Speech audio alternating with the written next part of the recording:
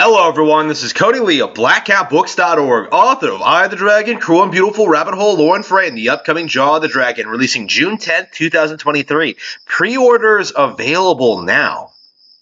So last night, I took the time to finally sit down and watch the PlayStation Showcase. I don't know when it happened, like a couple of days ago, a week ago. Like, I was so busy with, like, my personal life and playing Tears of the Kingdom that I wasn't paying attention to PlayStation. But I heard this showcase was awful. I heard fans were disappointed. I heard there was nothing shown. I heard PlayStation completely failed. And upon watching the hour-long show, yeah, I agree with that. It wasn't like the worst show ever or anything, but 90% of the stuff they showed just looked terrible, right? It was either attached to like a brand I already hated, like the Journey people, or like the random generic indie games, or the generic like AAA like cooperative shooters.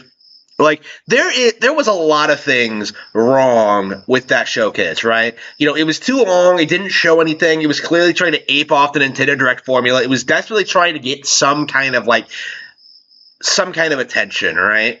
By throwing like all these games at you, trying to like get you intrigued in the future of PlayStation. And of course they failed. I have no intention of ever getting a PS5, and we're now like halfway through the console life cycle, and the console still does not have a good game. But it's not about that, right? That's what I expected to see. What I did not expect to see was the most blatant attempt at a ripoff of a Nintendo property I have seen legit since like Pizza Tower, right? Since like Stardew Valley, or like War Groove, right? Like, this is like, generic indie game tier ripping off Nintendo. Foam Stars, excuse me. It is basically Splatoon with Overwatch designs, right? Like, they look like Chinese bootleg versions of Overwatch characters holding like Chinese bootleg versions of Splatoon weapons, right? Because these guys are like walking around like shooting foam at each other, right? Like, and it is the worst thing I've ever seen in my life. It was like offensively bad, right? Like I couldn't believe it. Like, I live streamed this. You can go back and like look through the footage if you want. I did like a YouTube short because I was so angry, but like, I was watching this thing, and I'm just like, wait a minute. This is blatantly the same thing, right? You have like, the colorful visuals, you have like the colored foam, you have like the general idea. It's everything Splatoon is, but with none of the creativity, the originality, or the charm. And I think this is a really good example of how the gaming industry typically operates, right? Where Nintendo innovates, they come up with something new and popular that's clearly going to be a phenomenon at some point in the future, and the rest of the industry is desperately trying to undercut them, right? You have people just coming out here and trying to say that, first of all, that like Splatoon isn't all that popular, which is just blatantly not true, right? And secondly, you have people like ripping them off, right? You have people trying to like take that thing and capitalize on it before it can become the biggest thing ever, before it can like overtake its competition and establish itself as like a legitimately, top tier IP. Right, we're in this phase now where Splatoon is almost 10 years old, and the gaming industry still does not want to admit that it's a phenomenon, right? People still are refusing to admit that, like, Splatoon is, like, cutting edge when it comes to, like, live service gameplay and just, like, online play, right? Like, people just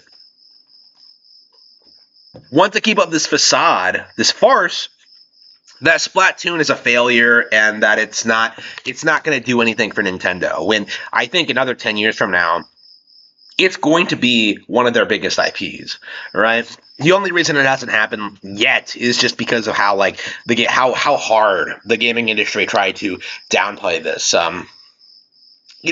like Splatoon is already bigger than Overwatch, right? Like Overwatch was in the opposite position where the gaming industry tried propping up this like weak, ineffectual IP, pretending this was some like major game changer for Blizzard and for like gaming as a whole, when in reality that novelty should have gone to Splatoon. But anyway, like that's not what the point is, though.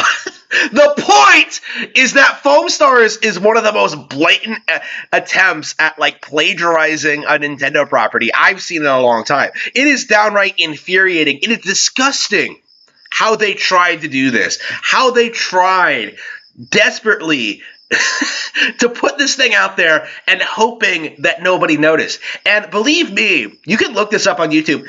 Everybody noticed. It's not just me. This is legit probably one of the most viewed YouTube shorts I've ever done, is just me like riffing on like Foam Stars like immediately after I saw it. Like, people notice, right? And people don't respect you for it.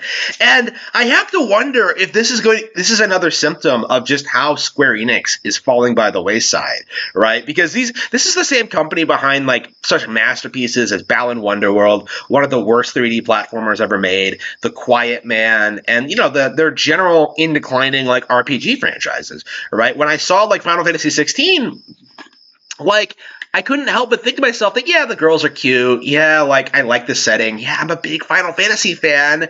But I have absolutely no respect for Square Enix. I have no expectations that they'll be able to come in here and, like, hit it out of the park. Like, none.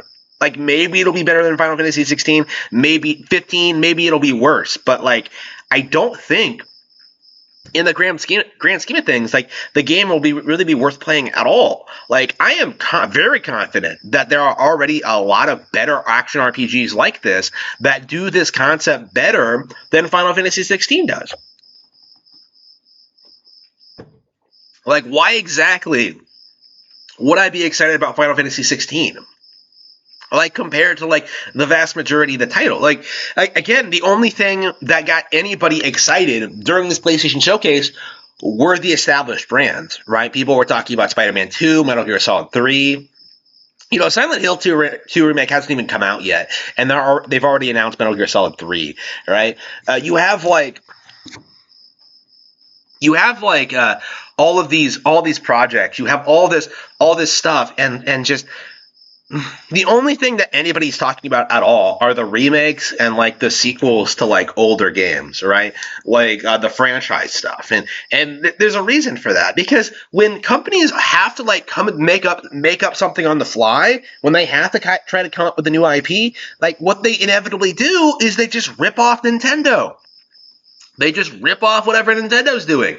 And Foam Stars, I think, is like probably one of the more blatant examples of that in recent years.